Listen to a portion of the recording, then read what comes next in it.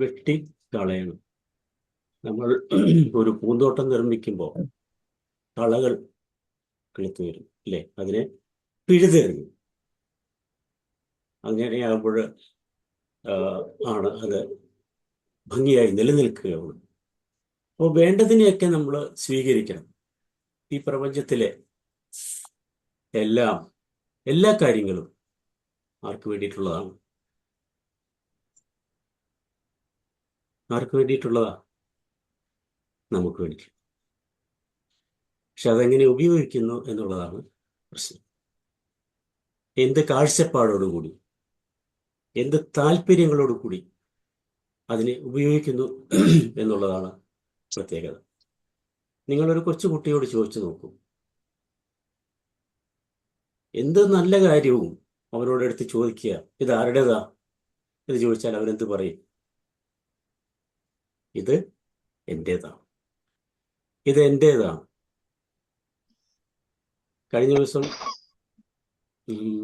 ഒരു ബാഗ് നമ്മളടുത്ത് മുകളിൽ വെച്ചിരിക്കുകയായിരുന്നു വീട്ടിൽ.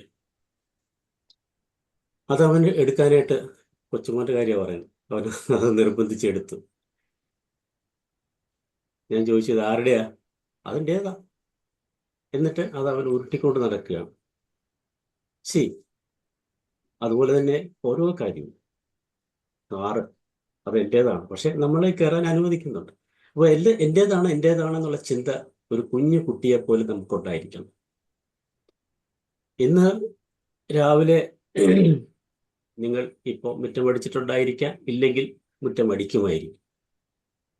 എന്തുകൊണ്ടാണ്? എന്തുകൊണ്ടാണ് അങ്ങനെ ചെയ്യുന്നത്? അത് എല്ലാത്തുണ്ട് എൻ്റെ എൻ്റേതായത് കൊണ്ടാണ്. എൻ്റേതായത് കൊണ്ട് തന്നെയാണ്. അല്ലേ? എൻ്റെ വീടായത്.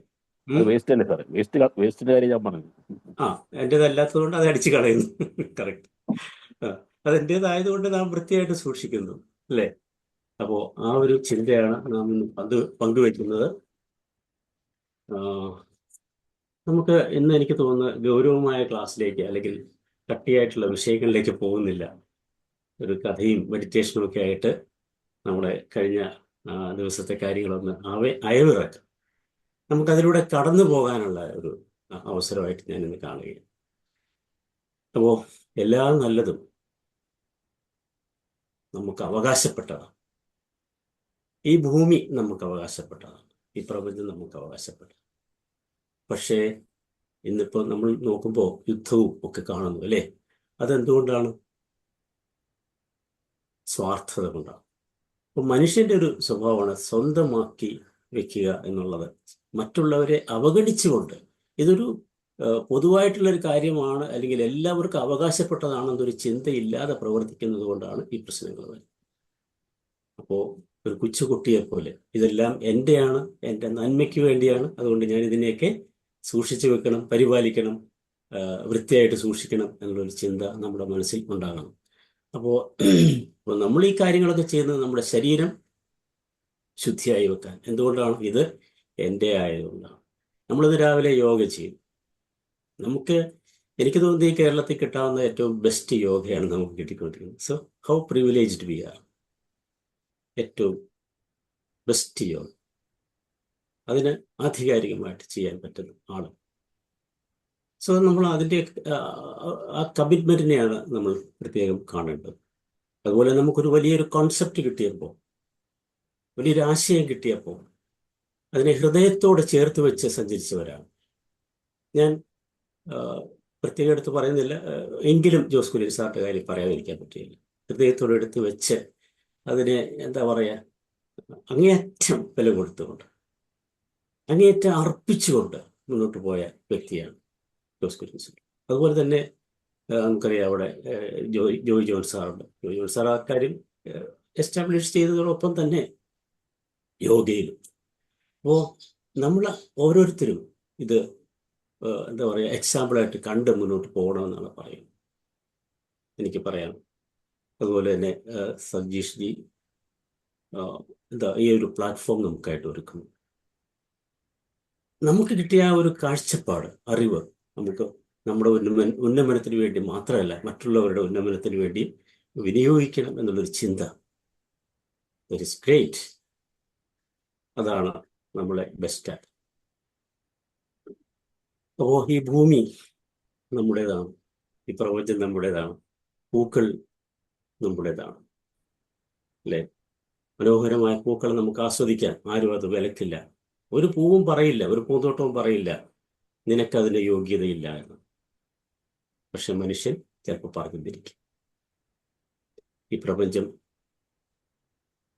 ഈ ഭൂമി, ഈ സമ്പത്ത്, ഇതെല്ലാം എല്ലാവർക്കും അവകാശപ്പെട്ടതാണ് എന്നുള്ളൊരു കൺസെപ്റ്റ് വരുമ്പോഴാണ് ഈ ലോകത്ത് ശാന്തിയും സമാധാനവും ഒക്കെ പുലരുക. എൻ്റെ ആവശ്യം പോലെ തന്നെയാണ് എൻ്റെ അടുത്തുള്ളവൻ്റെ എന്നുള്ള ചിന്ത. ഓക്കെ, ഇങ്ങനെ പറഞ്ഞു പോയാൽ കൂടുതൽ കാര്യങ്ങളിലേക്ക് പോകുന്നത് കൊണ്ട് ഞാൻ നമ്മുടെ വിഷയത്തിലേക്ക് വരാം. നീലക്കുട നിവർത്തി വാനം എനിക്കു വേണ്ടി, നീലെ പൂ നിരത്തി ഭൂമി എനിക്കു വേണ്ടി, ഭൂമി എനിക്കു വേണ്ടി. ആ ഒരു ചിന്താഗതിയോടുകൂടി നമുക്ക് പോകാം. ഒരു മെഡിറ്റേഷനിലേക്ക് വരുന്നതിന് മുമ്പ് നമുക്കൊരു കഥയും കൂടെ പറഞ്ഞതിന് ശേഷം പോകാമെന്ന് വിചാരിക്കുന്നു. അപ്പോൾ നമ്മൾ ഇന്ന് ഈ ലോകത്തിൻ്റെ സമ്പത്തിൻ്റെ ഉടമ ആരാണെന്നാണ് പറഞ്ഞിട്ട്.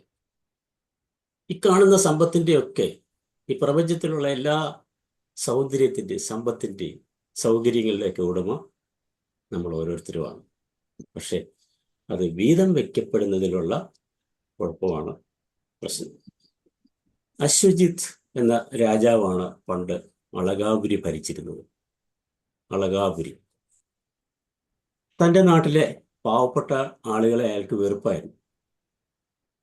ഈ നാട്ടിലെ എല്ലാ കഷ്ടപ്പാടിനും കാരണം, ഈ ഐശ്വര്യമില്ലായ്മയ്ക്കും അല്ലേ, സന്തോഷമില്ലായ്മയ്ക്കും ഒക്കെ കാരണം ഈ ദരിദ്രവാസികളാണെന്നായിരുന്നു അയാളുടെ ചിന്ത. പാവപ്പെട്ടവരെ, ദാരിദ്ര്യവാസികൾ. അതുകൊണ്ട് ആ രാജാവിന് അവരെ വെറുപ്പായിരുന്നു. അങ്ങനെ ഇരിക്കെ അവിടുത്തെ പ്രധാനമന്ത്രി അന്തരിക്കുകയാണ്. ഒരു പുതിയ പ്രധാനമന്ത്രിയെ നിയമിക്കണം, അല്ലേ? അപ്പോൾ രാജാവ് വിചാരിച്ചു, എന്താ ഒരു പാവപ്പെട്ടവനെ വയ്ക്കാവുന്നതാണോ, ഏറ്റവും ധനികനെ വെക്കണമെന്നായിരിക്കും രാജാവ് വിചാരിക്കുക. ഏറ്റവും ഇവിടെ ഉണ്ടോ എല്ലാവരും?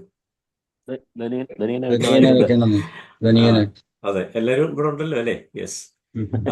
ഒരു ധനികനെ, ഏറ്റവും പണക്കാരനായ, ഏറ്റവും ധനികനായ ആളെയാണ് പ്രധാനമന്ത്രിയാക്കേണ്ടത്. എന്നാലേ രാജ്യത്തിന് ഐശ്വര്യം ഉണ്ടാവുള്ളൂ, അല്ലേ?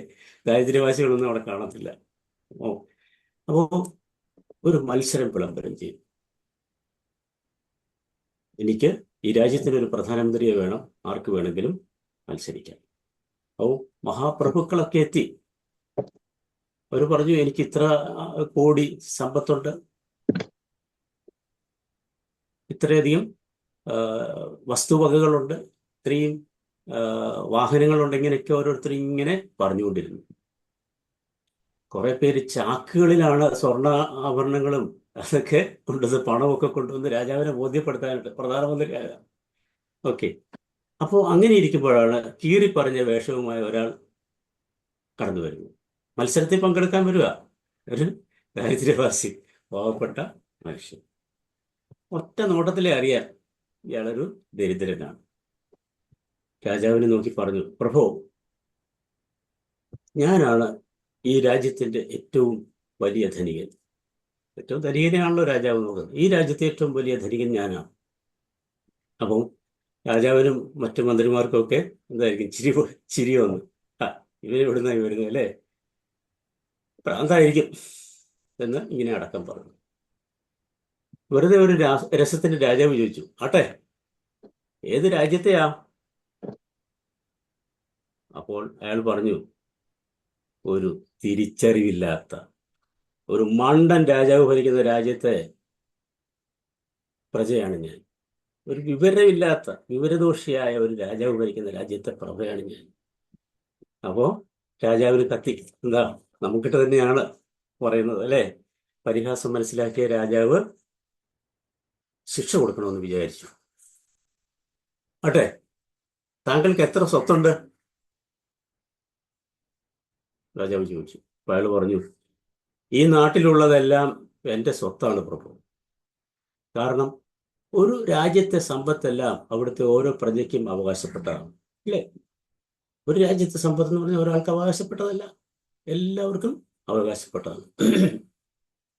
ആ സ്വത്തെല്ലാം ശരിയായി നോക്കി നടത്തുകയും അർഹതപ്പെട്ടത് നീതിപൂർവ്വം അർഹതപ്പെട്ടവർക്ക് കൊടുക്കുകയും കിട്ടുന്നുവെന്ന് ഉറപ്പുവരുത്തുക എന്നുള്ളതാണ് രാജ്യം ഭരിക്കുന്ന രാജാവിൻ്റെ ഉത്തരവാദിത്വം. അതുകൊണ്ടാണ് ഞാൻ പറഞ്ഞത്, ഞാൻ ഒരു മണ്ടൻ രാജാവ് ഭരിക്കുന്ന രാജ്യത്തെ പ്രജയാണ്. അപ്പോൾ രാജാവിന് മനസ്സിലായി ഇത് ശരിയാവില്ല, ഇയാളൊരു ജ്ഞാനിയാണ്. അപ്പോൾ ധനത്തിൻ്റെ പേരിൽ പ്രജകളെ വേർതിരിച്ച് കാണുന്നതിന് എതിർക്കാൻ വന്നവനാണ് ഇയാൾ. അങ്ങനെ നമ്മൾ ചെയ്യാനും പാടില്ല. സമ്പത്തിൻ്റെ പേരിൽ ആരെയും വേർതിരിച്ച് കാണാൻ പാടില്ല എന്നുള്ളൊരു പാഠം അദ്ദേഹം പഠിച്ചു, രാജാവ് പഠിച്ചു. രാജാവ് തൻ്റെ അറിവില്ലായ്മയ്ക്ക് മാപ്പ് ചോദിച്ചു. എന്നിട്ട് ആ മനുഷ്യനെ തന്നെയാണ് പ്രധാനമന്ത്രിയാക്കി. അപ്പോൾ ഈ രാജ്യത്തെ സമ്പത്തുകൾ ഒക്കെ നമ്മുടെ നന്മയ്ക്ക് വേണ്ടി. അപ്പോൾ ഈ രാജ്യത്തെ നന്മയല്ലാത്ത കാര്യങ്ങളോ നമ്മൾ ഉപേക്ഷിക്കണം. ഇവിടെ നന്മയല്ലാത്തൊരു കാര്യം രാജാവ് ഉപേക്ഷിച്ചു. എന്താണ്? സമ്പത്ത് ചിലർക്ക് മാത്രം കൊടുക്കാനുള്ളതല്ല, എല്ലാവർക്കും കൊടുക്കാനെന്നുള്ള ഒരു പാഠം പഠിച്ചു. അപ്പോൾ അദ്ദേഹത്തിൻ്റെ ആ ഒരു അഹങ്കാരം, അറിവില്ലായ്മ, അത് ഉപേക്ഷിക്കുവാൻ അയാൾ തയ്യാറായി. അതിൽ നിന്നും അദ്ദേഹം വിടുതൽ നേടി രാജാവ്.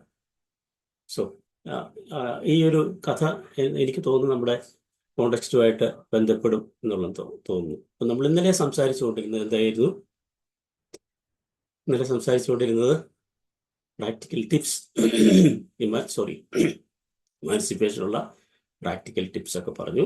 ദെൻ നമ്മുടെ മനസ്സിലുള്ള ബ്ലോക്കുകൾ, നമ്മുടെ മനസ്സിലുള്ള നമ്മളെ പുറകോട്ട് വലിക്കുന്ന ചിന്തകൾ, അതിനെ എങ്ങനെ മാറ്റാമെന്നൊക്കെ സംസാരിച്ചു കൊണ്ടിരിക്കുകയായിരുന്നു. നമുക്ക് മെഡിറ്റേഷനിലേക്ക് ഒരു 5 മിനിറ്റിനുള്ളിൽ വരാം. ജോസ് കുര്യൻ സാർ പറഞ്ഞോളൂ.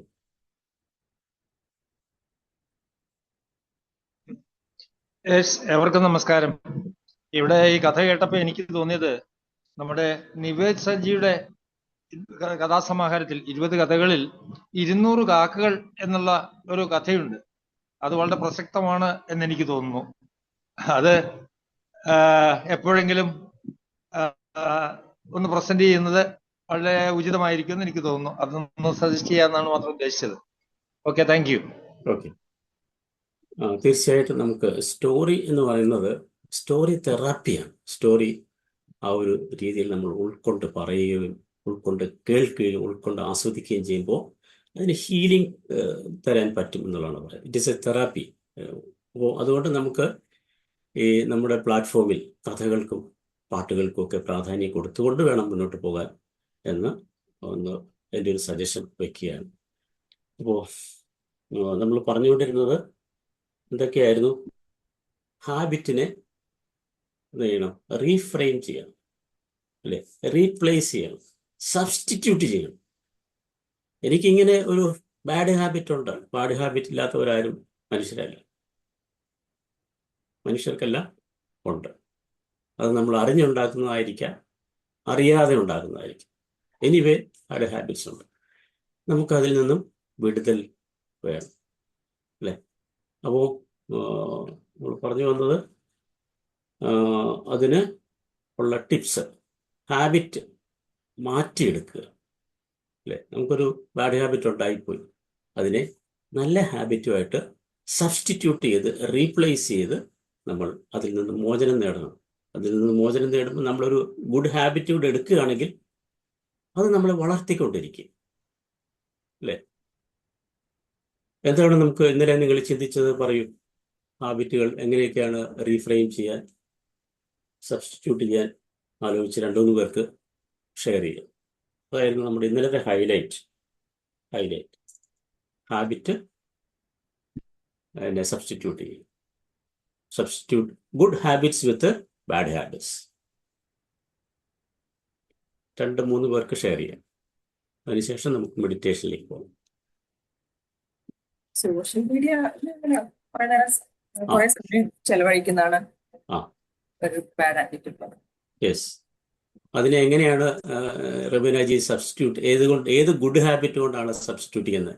പാചകമാണോ? നല്ല ഭക്ഷണം ഉണ്ടാക്കാനായിട്ട് ഒരു ഇഷ്ടമാണെങ്കിൽ ആ രീതിയിലേക്ക് തിരിയാം. ഗാർഡനിങ് ആണെങ്കിൽ ആ തിരിയാം. പാട്ട് പാടാനാണെങ്കിൽ ആ ഒരു ഹാബിറ്റ് കൊണ്ടുവരാം. അങ്ങനെ ഏത് ഗുഡ് ഹാബിറ്റാണ് ആ ബാഡ് ഹാബിറ്റിനെ ഓവർകം ചെയ്യാൻ? റീഡിങ്, വായന. വായന കൊണ്ട് അതിനെ നമുക്ക് മറികടക്കാം, സബ്സ്റ്റിറ്റ്യൂട്ട് ചെയ്യാം, അതിനെ കളയാം. Okay, then thank you. 2 പേർ കൂടി വേഗം. എന്നിട്ട് സാറേ, ഈ ദേഷ്യം മനസ്സിൽ വെച്ച് നടക്കുന്നതും ഒരു ബാഡ് ഹാബിറ്റാണ്. ഗ്രഡ്ജ് അല്ലേ? വൈരാഗ്യം, ദേഷ്യമൊക്കെ മനസ്സിൽ വെച്ചുകൊണ്ടിരിക്കുന്നത്. അപ്പോൾ അത് അങ്ങനെ നമുക്ക് ചിലപ്പോൾ ഉണ്ടാകാം. കാരണം നമ്മളുടെ അനുഭവത്തിൽ നിന്നാണ് ഇതൊക്കെ ഉണ്ടാകുക. നമ്മളെ വഞ്ചിച്ചവരോട്, അല്ലേ, ചതിച്ചവരോട്, അങ്ങനെയുള്ളവരൊക്കെ ഒരു ഗ്രഡ്ജ് ഉണ്ടാകും. അതിനെ നമുക്ക് കളയണം. കാരണം ഗ്രഡ്ജ് മനസ്സിൽ വെച്ചുകൊണ്ടിരുന്നാൽ ആ ഗ്രഡ്ജിന് കാരണമായ ആൾക്കല്ല ദൂഷ്യം, എൻ്റെ മനസ്സിനെയാണ്, എന്നെയാണ് കാർന്നു തിന്നുക.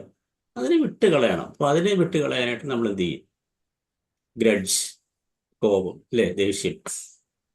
പറയൂ സന്തോഷ് ജി.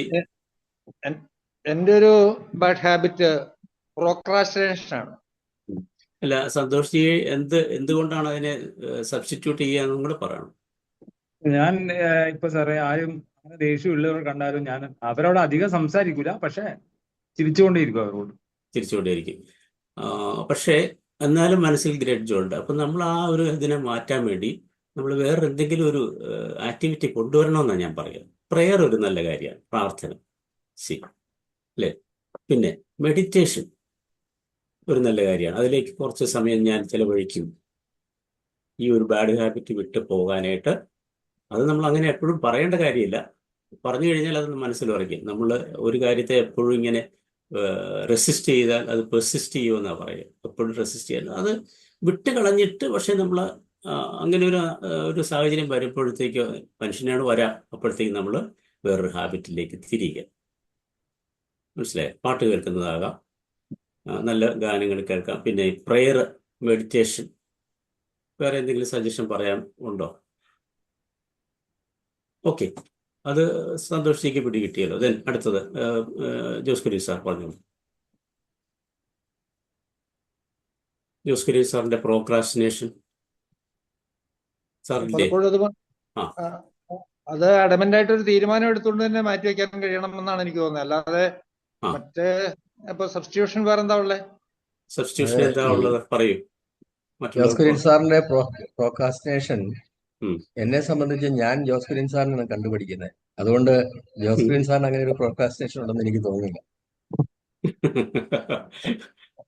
എനിക്കും അതേ അഭിപ്രായമാണ്. പക്ഷേ സാറ് പറയുന്നു അത് പോരാന്നാണ് പറയുക. അത് പോരെങ്കിൽ സാറ് എഫേർട്ട് ഇടുക എന്നുള്ളത് മാത്രമേ ഉള്ളൂ. ഞങ്ങളൊക്കെ സാറിനെ കണ്ടാണ് പഠി,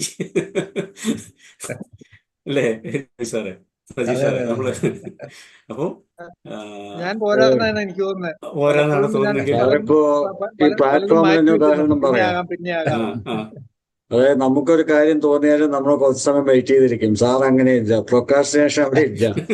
അപ്പൊ തന്നെ ചോദിക്കും, അപ്പൊ തന്നെ മറുപടി പറയും. അപ്പൊ എവിടെയാണ് ഈ പ്രൊക്രാസ്റ്റിനേഷൻ എന്നുള്ളത് മനസ്സിലാവുന്നില്ല ജോസ് കുര്യൻ സാർ. ഞാൻ പറയാം. അപ്പൊ സാറിന് ഒരു ഇത് കൊടുക്കുക. സാർ ഒരു കാര്യം ചെയ്യട്ടെ. സാറ് ഒരു ഡയറി വെക്കുക, റൈറ്റ് ഡൗൺ, എഴുതി വെക്കുക. എഴുതി വെക്കുകയും ഇങ്ങനെ എന്ന് പറഞ്ഞാൽ നമുക്ക് ആ ഒരു ആഗ്രഹം വരുമ്പോൾ അല്ലെങ്കിൽ ഒരു ആശയം വരുമ്പോൾ അത് എഴുതി വെക്കുക. അത് പിന്നത്തേക്ക് വെക്കരുത്. അപ്പോൾ തന്നെ ഞാൻ എഴുതിയിരിക്കും. ഓക്കെ, ഇപ്പോൾ തന്നെ ഞാനത് എഴുതിയിരിക്കും എന്നുള്ളൊരു കണിശം സാറിനുണ്ടായി കഴിഞ്ഞാൽ അതൊരു സബ്സ്റ്റിറ്റ്യൂട്ട് ആണെന്ന് എനിക്ക് തോന്നുന്നു. Thank you. അപ്പോൾ നമുക്ക് മെഡിറ്റേഷൻ, നമ്മൾ ഈ ടു ഡു ലിസ്റ്റ് കൃത്യമായി ചെയ്യുകയാണെങ്കിൽ അത് മാറുമെന്നാണ് എനിക്ക് തോന്നുന്നത്. നമ്മൾ പ്ലാനിങ്, ഓരോ ദിവസത്തെയും പ്ലാനിങ് കൃത്യമായി നിർവഹിക്കുകയാണെങ്കിൽ നമുക്കൊരു ഡു ലിസ്റ്റ് എഴുതുന്നതിൽ പ്രോക്രാസ്റ്റിനേഷൻ, അതാണ് പ്രശ്നം. അല്ല, അത് മാറ്റണം. അതൊന്ന് മാറ്റിയാൽ മതി, ബാക്കിയെല്ലാം മാറും. ഞാൻ ആദ്യം പറഞ്ഞ പോലെ വേറൊരു വിദ്യയുണ്ട്. ആരാണ് ഒരു മഹാൻ വാര്യർ, ഇതൊരു ബുക്കിൽ വായിച്ചതാണ്. ഓരോ ഉരുളക്കിഴങ്ങ് അങ്ങനെ തോന്നുമ്പോ ഓരോ ഉരുളക്കിഴങ്ങ് എടുത്ത് ഒരു സഞ്ചിക്കകത്ത് നമ്മുടെ തൊട്ടടുത്ത് വെച്ചിരിക്കുക. അങ്ങനെ ഓരോ തവണ വരുമ്പോഴും ഓരോ ഉരുളക്കിഴങ്ങ് എടുത്ത് അതിനകത്തോട്ട് വെക്കുക. അത് ചീഞ്ഞ് നാറി കുറെ കഴിയുമ്പോൾ നമുക്ക് മനസ്സിലാവും ഇത് മാറ്റാറായി. അന്നേരം മാറ്റേണ്ടതായിരുന്നു എന്ന് തോന്നുന്നു അല്ലേ? അപ്പോഴേ കളഞ്ഞിരുന്നെങ്കിൽ ഈ ഒരു വിഷയം വരുമല്ലോ. ഇത് നമ്മുടെ അതെ. ജീവിതത്തിൽ, ദൈനംദിന ജീവിതത്തിൽ ഒക്കെ നമ്മൾ ചിന്തിക്കേണ്ട ഒരു കാര്യമാണ്. അപ്പം വീട്ടിലൊക്കെ ആണെങ്കിലും വേസ്റ്റുകൾ കൂട്ടി വയ്ക്കുക. നാളെ ആട്ടെ, അല്ലെ പിന്നെ ആട്ടെ, അല്ലെങ്കിൽ നമ്മുടെ പറമ്പിൽ വൃത്തിയാക്കാനായിട്ട് കാട് കയറുമ്പോഴത്തേക്ക് നാളെ ആട്ടെ പിന്നെ ആട്ടെ എന്ന് പറയുമ്പോഴത്തേക്ക് അത് 3 ഇരട്ടിയായിട്ട് അവിടെ നമുക്ക് എടുക്കാൻ പറ്റാത്തൊരു സാഹചര്യത്തിലേക്ക് വരും അല്ലേ? അപ്പോൾ അതൊക്കെ ചെറിയ ചെറിയ എക്സാമ്പിൾസ് ആണ്. നമുക്ക് മെഡിറ്റേഷനിലേക്ക് വരും. നിങ്ങളൊക്കെ മഴവില്ല് കണ്ടിട്ടുണ്ടോ? യെസ്, എങ്ങനെയുണ്ട് അത് കാണാൻ? ഇവിടെ മനോഹരമാണ്. വളരെ മനോഹരമാണ്. പാർമഴ വില്ലിൻ ഏഴഴക്. അതെ, മാനത്തെ മഴവില്ലിനേഴു നിറം, എൻ മനസ്സിനുള്ളിലെ മാരിവില്ലിന് 7,700 നിറങ്ങളേഴെഴുന്നൂറാണല്ലോ. അപ്പൊ അങ്ങനെ മഴവില്ല് വളരെ മനോഹരമായിട്ടുള്ള ഒരു മഴവില്ല് അഴകുള്ള മെഡിറ്റേഷനാണ് നമ്മൾ ചെയ്യുക. ഓക്കെ, മഴവില്ലിന് എത്ര നിറമുണ്ട് സോമൻജി? 7 700. ബുദ്ധിയോ 7 നമ്മൾ കാണുന്നത്. പക്ഷേ മനസ്സിൽ 700 കൂടുതലുണ്ടെന്നാ സാറ് പറയണത്. യെസ്. അതിന് പകരം അപ്പോൾ ഒരുപാട് മഴ വില്ലുണ്ടെന്നും പറയാം സാർ.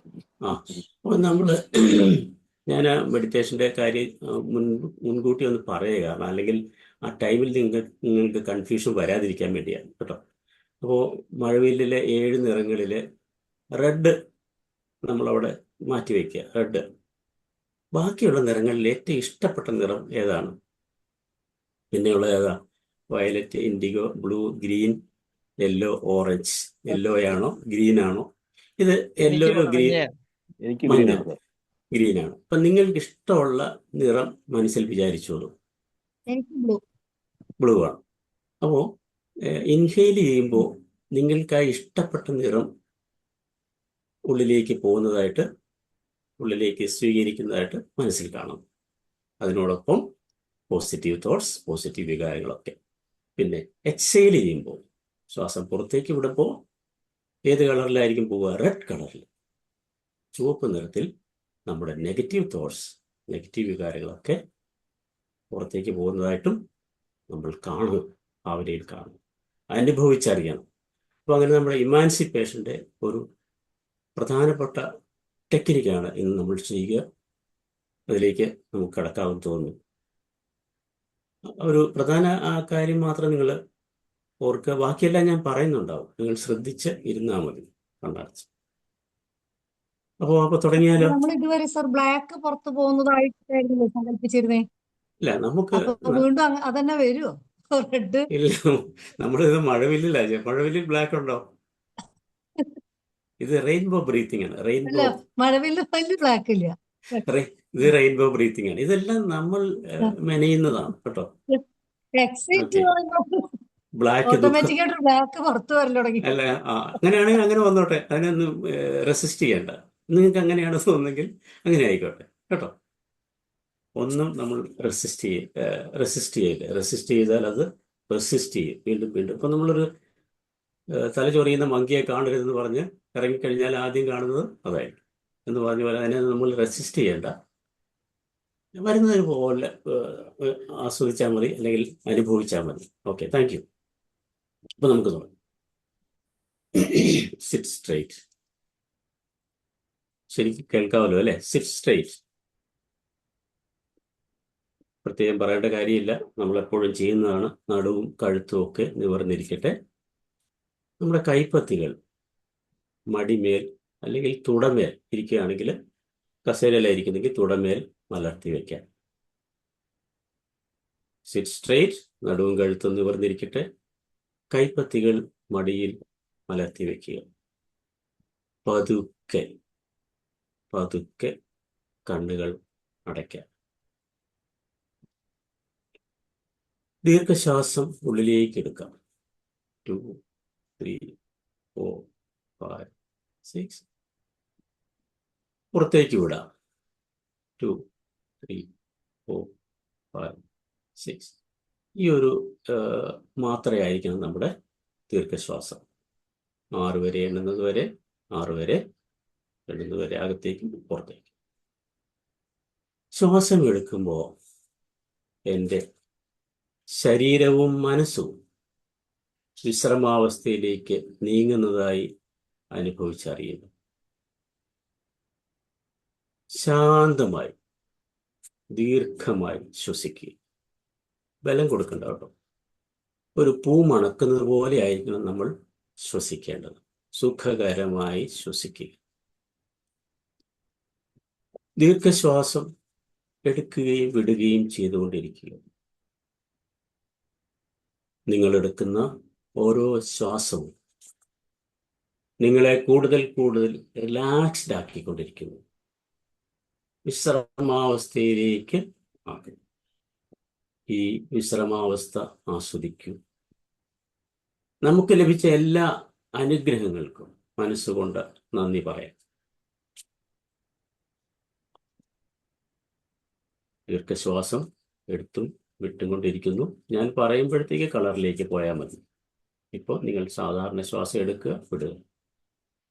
ഇനി നിങ്ങളുടെ ശ്രദ്ധ ഒരു മഴവില്ലിലേക്ക് തിരിക്കുക. പടിഞ്ഞാറെ ചക്രവാളത്തിൽ നയനമനോഹരമായ വർണ്ണരാജികൾ സൃഷ്ടിച്ച് അന്തരീക്ഷത്തിൽ പ്രത്യക്ഷമായ മഴവില്ല്. എന്തൊരു ഭംഗി! മഴവില്ലിന്റെ ആ അഴക് ആസ്വദിക്കുക. ഒരു തണുത്ത കാറ്റും വരുന്നുണ്ടല്ലേ? ആശ്വസിക്കുക, ആസ്വദിക്കുക. ദീർഘശ്വാസം എടുക്കുകയും വിടുകയും ചെയ്തുകൊണ്ടേയിരിക്കുക. ഇവിടെ പറയുന്ന നിർദ്ദേശങ്ങൾ കേൾക്കുക. മഴവില്ലിന് 7 നിറങ്ങളാണ്. അതിൽ ചുവപ്പൊഴികെ നിങ്ങൾക്ക് ഇഷ്ടപ്പെട്ട ഒരു നിറം തിരഞ്ഞെടുക്കുക. മഞ്ഞയോ പച്ചയോ നീലയോ, മഴവില്ലിലെ ഏതെങ്കിലും ഇഷ്ടപ്പെട്ട നിറം എടുക്കുക, സെലക്ട് ചെയ്യുക.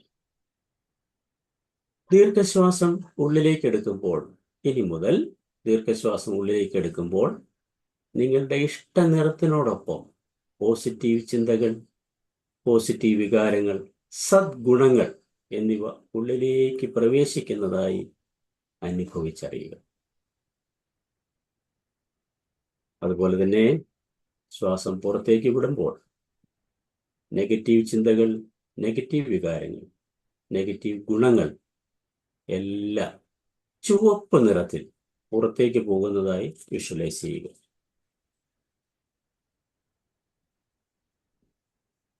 ഉള്ളിലേക്ക് ശ്വാസം എടുക്കുമ്പോൾ എന്തൊക്കെയാണ് നമ്മുടെ ഉള്ളിലേക്ക് വരിക? സ്നേഹം, സന്തോഷം, ഗ്രാറ്റിറ്റ്യൂഡ്, ആത്മവിശ്വാസം, ധൈര്യം, ശക്തി തുടങ്ങിയ പോസിറ്റീവ് ഗുണങ്ങളെല്ലാം എൻ്റെ ഉള്ളിലേക്ക് പ്രവേശിക്കുകയാണ്. ശ്വാസം പുറത്തേക്ക് വിടുമ്പോൾ നിങ്ങൾക്ക് വിട്ടുകളയേണ്ട കുറേ നിഷേധ സ്വഭാവങ്ങളുണ്ട്, നിഷേധ വികാരങ്ങളുണ്ട്, നിഷേധ ചിന്തകളുണ്ട്. അതിനെല്ലാം ചുവപ്പ് നിറത്തിൽ പുറത്തേക്ക് വിടുന്നു. അവയെല്ലാം ചുവപ്പ് നിറത്തിൽ പുറത്തേക്ക് പോകുന്നു, അന്തരീക്ഷത്തിൽ ലയിച്ചു പോകുന്നു. എനിക്ക് മോചനം കിട്ടേണ്ടവയാണ് ഈ വികാരങ്ങൾ, നെഗറ്റീവ് വികാരങ്ങൾ. ഭയമുണ്ട്, കാര്യമില്ലാത്ത ഭയമാണ്, അകാരണ ഭയമാണ്. അത് ഞാൻ തിരിച്ചറിയുന്നു, അത് പോകുന്നു. ദേഷ്യം പുറത്തേക്ക് പോകുന്നു, ശത്രുത പുറത്തേക്ക് പോകുന്നു, മത്സരബുദ്ധി പുറത്തേക്ക് പോകുന്നു, പ്രോക്രാസ്റ്റിനേഷൻ പുറത്തേക്ക് പോകുന്നു, അലസത പുറത്തേക്ക് പോകുന്നു, ആത്മനിന്ദ പുറത്തേക്ക് പോകുന്നു. മറിച്ച് ശ്വാസം എടുക്കുമ്പോൾ പോസിറ്റീവ് വികാരങ്ങളെല്ലാം ഉള്ളിലേക്ക് വന്ന് നിറയുന്നു. നിഷേധ വികാരങ്ങളെയും നിഷേധ ഗുണങ്ങളെയും പുറത്തേക്ക് വിടുന്നത് വഴി അവയിൽ നിന്നും ഞാൻ മോചനം നേടിക്കൊണ്ടിരിക്കുന്നു. Emancipation takes place. ഞാൻ മോചനം നേടിക്കൊണ്ടേയിരിക്കുന്നു. മനസ്സിൽ പറയുക. എന്നെ അലട്ടുന്ന, നിങ്ങൾക്കിപ്പോൾ വേണമെങ്കിൽ ഏറ്റവും ആഗ്രഹിക്കുന്ന 2 നിഷേധ വികാരം മനസ്സിൽ കൊണ്ടുവന്നിട്ട് അതിൽ നിന്ന് മോചനം നേടിയിരിക്കുന്നു എന്ന് പ്രഖ്യാപിക്കും. മനസ്സിൽ പറയും, ഞാൻ ഈ 2 അല്ലെങ്കിൽ 3 അല്ലെങ്കിൽ 1 നിഷേധ വികാരത്തിൽ നിന്നും മോചനം നേടിയിരിക്കുന്നു, മോചനം നേടിയിരിക്കുന്നു, അത് വിട്ടുപോയിരിക്കുന്നു. ഇഷ്ട നിറത്തിൽ ശ്വാസം ഉള്ളിലേക്ക് കടക്കുമ്പോൾ, എടുക്കുമ്പോൾ ഞാൻ പോസിറ്റീവ് എനർജിയാൽ നിറയുന്നു. ശ്വാസം പുറത്തേക്ക് വിടുമ്പോൾ നെഗറ്റീവ് എനർജിയിൽ നിന്നും ഞാൻ മോചിതനാവുന്നു, മോചിതനായിക്കൊണ്ടിരിക്കുന്നു, മോചിതനായി. അറിഞ്ഞോ അറിയാതെയോ എന്നിലുണ്ടായ നെഗറ്റീവ്സ് എല്ലാം ഇതാ ചുവപ്പ് നിറത്തിൽ പുറത്തേക്ക് പോകുന്നു. ശ്വാസം എടുത്തും വിട്ടുകൊണ്ടിരിക്കുക. ഈ പറയുന്നത് പോലെ ഈ ശുദ്ധീകരണ പ്രക്രിയയിലൂടെ നെഗറ്റീവ് വികാരങ്ങൾ മനസ്സിൽ നിന്ന് കടന്നു പോകുന്നത് അനുഭവിച്ചറിയുക. ഞാനിപ്പോൾ ഒരു പുതിയ ശാക്തീകരിക്കപ്പെട്ട, ശുദ്ധീകരിക്കപ്പെട്ട അവസ്ഥയിലാണ്. ക്ലീനായി ഞാൻ ശുദ്ധീകരിക്കപ്പെട്ടു. എന്നെ പുറകോട്ട് വലിക്കുന്ന നിഷേധാത്മക ചിന്തകൾ ചുവപ്പ് നിറത്തിൽ എന്നെ വിട്ട് അകന്നകന്നു പോയിരിക്കുന്നു. ശ്വാസം എടുത്തും വിട്ടും കൊണ്ടിരിക്കുക. ദീർഘശ്വാസം. ആരും ഉറങ്ങരുത്, അവയറായിട്ടിരിക്കുക. എൻ്റെ ശരിയായ സ്വത്വബോധം ഞാൻ വീണ്ടെടുക്കുകയാണ്. എൻ്റെ ഐഡന്റിറ്റി ഞാനിതാ വീണ്ടെടുത്തിരിക്കുന്നു. ഞാൻ എൻ്റെ തന്നെ മെച്ചപ്പെട്ട പതിപ്പ്, ബെറ്റർ വേർഷൻ ആയിക്കൊണ്ടിരിക്കുകയാണ്. ഞാൻ എൻ്റെ ബെറ്റർ വേർഷൻ ആയിക്കൊണ്ടിരിക്കുന്നു. I am becoming a better version of myself. ഞാൻ ശുദ്ധീകരിക്കപ്പെട്ടിരിക്കുന്നു. ഞാൻ മനോഹരമായ വിശ്രമാവസ്ഥയിലാണ്. ഈ അവസ്ഥ എന്ത് സുഖമുള്ളതാണ്, അത് ഞാൻ അറിയുന്നു. Keep breathing slowly. പതുക്കെ പതുക്കെ ദീർഘശ്വാസം ചെയ്തുകൊണ്ടിരിക്കുക. 2 സെക്കൻഡ് നമുക്ക് അംഗീകരിക്കാം. മുഖത്തൊരു പുഞ്ചിരി ഉണ്ടായിക്കോട്ടെ. കാരണം നല്ലത് നമുക്ക് കിട്ടുമ്പോൾ, നല്ല സമ്മാനങ്ങൾ കിട്ടുമ്പോൾ നമുക്ക് മനസ്സിൽ സന്തോഷമുണ്ടാകും. ആ സന്തോഷം മുഖത്ത് വിരിയുന്നത് പുഞ്ചിരിയിലൂടെ. ശ്വാസം എടുത്തും വിട്ടുകൊണ്ടിരിക്കുക. എടുക്കുമ്പോൾ പോസിറ്റീവ് എനർജി, പോസിറ്റീവ് തോട്ട്സ് എല്ലാം ഉള്ളിലേക്ക് പ്രവേശിക്കുന്നു. ശ്വാസം വിടുമ്പോൾ നെഗറ്റീവ്സ് എല്ലാം പുറത്തേക്ക് പോകുന്നു.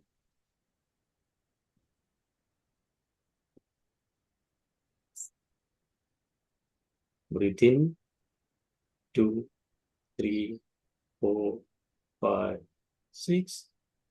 Breathe out 2, 3, 4, 5, 6. ഒന്നുകൂടെ. Breathe in 2, 3, 4, 5, 6. Breathe out 2, 3, 4, 5, 6.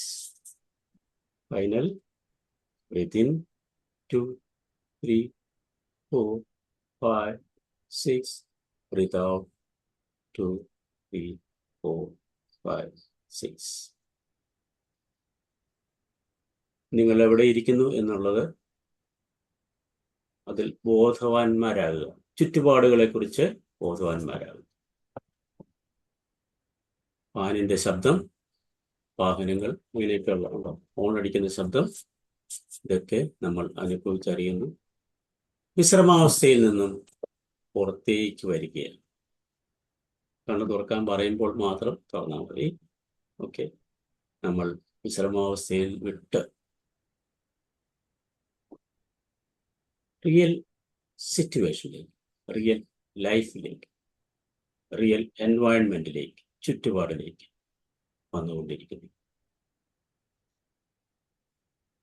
Slowly and gradually. പെട്ടെന്ന് തുറക്കരുത്. പതുക്കെ പതുക്കെ പതുക്കെ ഒരു പൂ വിരിയുന്നത് പോലെ കണ്ണുകൾ തുറക്കാം. പതുക്കെ പതുക്കെ പതുക്കെ ഒരു പൂ വിരിയും പോലെ കണ്ണുകൾ തുറക്കാമോ?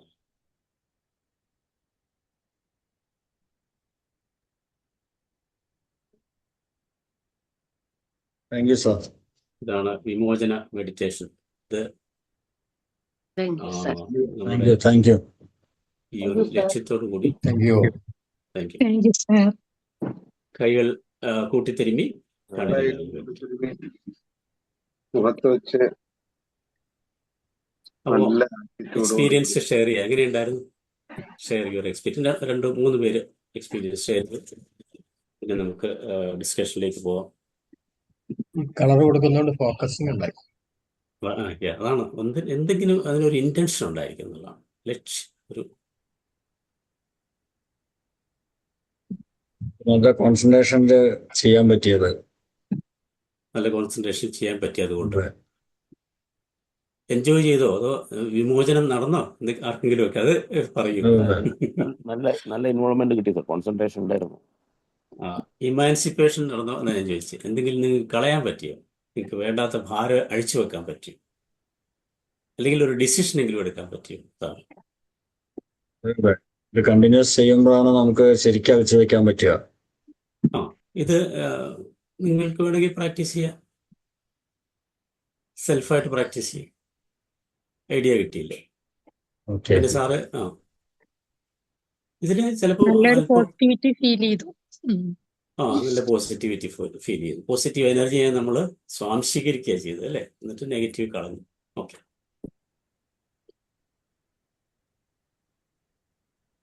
പറയൂ. അല്ലെങ്കിൽ നമുക്ക് ഡിസ്കഷനിലേക്ക് പോവാം. ഈ മെഡിറ്റേഷനെ കുറിച്ചുള്ള കാര്യങ്ങളാണ് ഇപ്പം നമ്മൾ പറഞ്ഞുകൊണ്ടിരിക്കുന്നത്. പറഞ്ഞു. മഴവില്ലിന്റെ അഴക് മനസ്സിൽ ഫീൽ മഴവില്ലിന്റെ അഴക് മനസ്സിൽ പ്രതിഷ്ഠിക്കാൻ പറ്റി അല്ലേ? ഈ പ്രപഞ്ചം എത്ര സുന്ദരമാണെന്ന് നമ്മൾ പലപ്പോഴും മറന്നു പോകാറ്. പൂക്കള്, മഴവില്ല് അല്ലേ, നക്ഷത്രങ്ങൾ. യെസ്, ബിജീസ്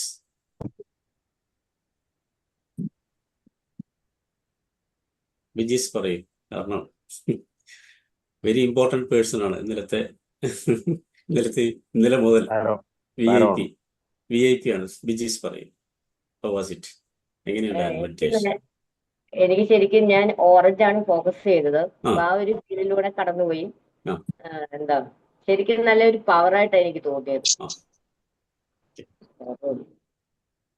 റെഡിലൂടെ കുറെ നെഗറ്റീവ്സ് പുറത്ത് കളയാൻ പറ്റിയില്ലേ? യെസ്, പറ്റി.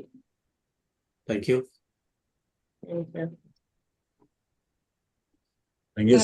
പറഞ്ഞില്ലേ പൂ വിരിയുന്നത് പോലെ പറഞ്ഞില്ലേ, ശരിക്കും എനിക്ക് ഫീൽ ചെയ്തു. അതെ, ശ്വാസം എടുക്കേണ്ടത് നമ്മളൊരു പൂ മണക്കുന്നത് പോലെയും കണ്ണു തുറക്കുന്നത് ഒരു പൂ വിരിയും പോലെ അത്ര സോഫ്റ്റ് ആയിട്ട് നിർമ്മലമായിട്ട്. പ്രപഞ്ചം നമ്മളൊക്കെ അത്ര നൈർമല്യത്തോടെയാണ് നമ്മളെ സൃഷ്ടിച്ചിരിക്കുന്നത്. എന്നിട്ട് നമ്മുടെ കണ്ണ് മാത്രം ഒന്ന് ചിന്തിച്ചാൽ മതിയല്ലോ. കണ്ണിനെ മാത്രം ചിന്തിച്ചാൽ എത്ര അത്ഭുതകരമായ സൃഷ്ടിയാണ് ദൈവം നമുക്ക് തന്നിരിക്കുന്നത് അല്ലേ? Sajeesh. Thank you sir, thank you. നമുക്ക് ഇന്നിപ്പോ 6:35 കഴിഞ്ഞു. ഡിസ്കഷൻ പ്ലാറ്റ്ഫോമിൽ മതിയോ? മതി. കാരണം ഇന്നിപ്പോ ഏറ്റവും പ്രധാനപ്പെട്ട ഫീലിംഗ് അതെ മെഡിറ്റേഷന്റെ എതിരാണ്. അപ്പൊ കുറച്ച് അഭിപ്രായങ്ങളൊന്ന് വരികയും ചെയ്തല്ലോ. അപ്പൊ തൽക്കാലം നമുക്ക് സമയം ദീർഘിപ്പിക്കാതെ തന്നെ അവസാനിപ്പിക്കാം. ആംബിയൻസ് നമ്മൾ മനസ്സിൽ സൂക്ഷിച്ചാൽ മതി. അതെ, തീർച്ചയായും വളരെ ഉപകാരപ്രദമായി. അതായത് പ്രാക്ടിക്കൽ നോളജ് ആണ് ഇന്നലെ തന്നത്. ഇന്നത് പ്രാക്ടിക്കൽ എങ്ങനെ കൊണ്ടുവരാമെന്നുള്ള കാര്യമാണ് ജോസ് ജോൺ സാർ ഇന്ന് കൊണ്ടുപോയത്. അപ്പൊ തീർച്ചയായും ഇത് നമുക്ക് വളരെയധികം ഗുണകരമാക്കണം എന്ന് തന്നെയാണ്. അപ്പൊ ഇന്നലെ പറഞ്ഞ എക്സസൈസ് ഒന്നുകൂടി ആവർത്തിക്കുന്നു. അതിൽ പകുതി കാര്യങ്ങൾ നമുക്ക് മാറ്റിയെടുക്കാൻ പറ്റും. Bad habits and good habits. അത് എഴുതാത്തവരൊന്ന് നിർബന്ധമായിട്ടും എഴുതി തന്നെ വെക്കാം. ഇപ്പോൾ ഇവിടെ തന്നെ ഉദാഹരണം പറഞ്ഞു ജോസ് കുര്യൻ സാർ, പ്രൊക്രാസ്റ്റിനേഷൻ എന്നൊക്കെ ഉദാഹരണങ്ങൾ പറഞ്ഞു. അപ്പൊ അത് മാറ്റിവെക്കാൻ നമുക്ക് ആദ്യം എന്തൊക്കെയാണതെന്ന് റിയലൈസ് ചെയ്യേണ്ട കാര്യമുണ്ട്. തിരിച്ചറിഞ്ഞാലേ നമുക്കത് മാറ്റാൻ കഴിയുള്ളൂ. അപ്പൊ ആ രീതിക്ക് എല്ലാവരും ഒന്ന് എഴുതി തന്നെ അത് തയ്യാറാക്കണം. നമ്മൾ ചെറിയ എക്സസൈസേ ഉള്ളൂ, വലിയ ഇതിരിക്കൊന്നും പോകുന്നില്ല. ചെറിയ കാര്യങ്ങൾ തയ്യാറായി നമ്മൾ ഇതിനോടൊപ്പം ലയിച്ചു പോയി കഴിഞ്ഞാൽ നമുക്ക് തീർച്ചയായും മാറ്റം വരുത്താൻ സാധിക്കും. ഒപ്പം തന്നെ ടു-ഡു ലിസ്റ്റും ഗ്രാറ്റിറ്റ്യൂഡ് ജേർണലും ഡെയിലി ഓർമ്മിപ്പിക്കുന്നു. അത് നമുക്ക് വേണ്ടിയാണ്. അതുകൊണ്ട് നമ്മളതൊരു മാറ്റം വരുത്തരുത്. അത് നിർബന്ധമായിട്ടും എല്ലാവരും ഫോളോ ചെയ്യണം എന്നുകൂടി ഓർമ്മിപ്പിക്കുന്നു. ഇപ്പൊ തൽക്കാലം നമുക്ക് ഇന്നേക്ക് അവസാനിപ്പിക്കാം. ജോസ് ജോൺ സാറെ നാളെ കണ്ടിന്യൂ ചെയ്യില്ലേ? തീർന്നില്ലല്ലോ അത്? നാളെ കണ്ടിന്യൂ ചെയ്യാം. നാളെ നമുക്ക് അപ്പൊ അടുത്ത റബീനാജി തയ്യാറായിക്കോളൂ. അടുത്ത സെക്ഷന് റബീനാജി ജോസ് ജോൺ സാറുടെ കഴിയുന്ന സമയം അടുത്ത റബീനാജിയാണ് തുടങ്ങുക. ഇപ്പൊ എല്ലാവർക്കും ഒരിക്കൽ കൂടി നല്ലൊരു ദിനം ആശംസിക്കുന്നു. റബീനാജി കേട്ടില്ലേ? ഒന്നും പറഞ്ഞില്ല. കേട്ടു. റിബിനാജി ഓക്കെ അല്ലേ? Okay okay. അപ്പൊ എല്ലാവർക്കും ഒരു നല്ല ദിവസം. എനിക്കൊരു ആശയം തോന്നിയത് പറയട്ടെ സജീഷ് പറയൂ സാർ, പറയൂ. നമ്മള് ഇടക്കാലത്ത് പ്രാക്ടീസ് ചെയ്ത ഓരോ ദിവസത്തിന്റെയും പ്രാധാന്യം പറഞ്ഞുകൊണ്ടുള്ള ആ ഒരു ഇൻട്രഡക്ഷൻ നല്ലൊരു ഇതാണെന്ന് എനിക്ക് തോന്നുന്നു. അപ്പൊ നമുക്ക് കുറേയേറെ കാര്യങ്ങൾ ചെയ്യേണ്ടതായി വരുന്ന ഒരു സാഹചര്യം, ഓരോ ദിവസത്തിന്റെ ഇമ്പോർട്ടൻസ് ഒന്നിലേറെ സവിശേഷമായ കാര്യങ്ങൾ പറയുന്നുണ്ട്. പ്രധാനപ്പെട്ടത് അത് എവിടുന്നാണ് ഇത് കണ്ടെത്തുന്നതെന്ന് എനിക്ക് മനസ്സിലായിട്ടില്ല. എനിക്ക് ഈ ടെക്നിക്കൽ നോഹൗ ഇല്ല, നെറ്റിലൂടെ ഒന്നും സെർച്ച് ചെയ്തല്ല, എങ്ങനെയാണ് അത് കണ്ടെത്തുന്നതെന്നൊക്കെ ഒന്ന് മനസ്സിലാക്കിക്കൊണ്ട് നമുക്ക് കൂടുതൽ കൂടുതൽ വളരാൻ അത് സഹായകമാകുന്നെന്ന് എനിക്ക് തോന്നുന്നു.